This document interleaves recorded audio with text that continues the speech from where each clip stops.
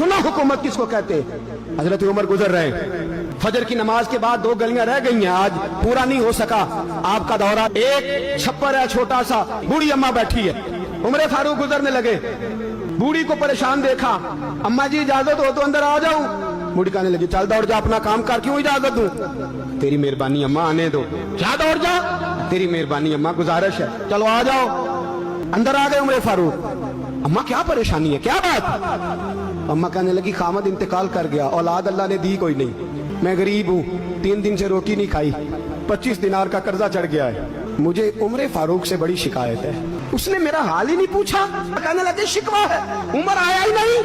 तो उमर कहने लगे अम्मा उमर को क्या पता कि तू इस हाल में है? कहती है नहीं पता उमर को, तो उमर से कहो छोड़ दे हुकूमत, उसके हवाले करे जो खबर रख सकता है। हजरत सैयदना नाफे फरमाते हैं जिसके सामने किसरा और रूम के बादशाह कांपा करते थे, मैंने उस उमर को बूढ़ी अम्मा के सामने कांपते हुए देखा।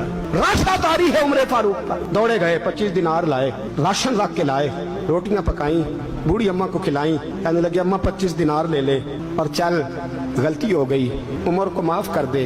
अम्मा बोली, बोल के कहने लगी मैं नहीं माफ करती, एक दफा कब्र में जा लेने दे, मेरे रसूल आएंगे तो मैं उमर की शिकायत करूं। अमीरुल मोमिनीन होके उमर फारूक अम्मा के कदमों में बैठ गए। कहने लगे अम्मा उमर कमजोर है, हुजूर का सामना नहीं कर सकता, तेरी मेहरबानी नबी पाक के सामने शिकायत ना करना। अम्मा कहने लगी चल मैं तेरी खातर माफ कर देती।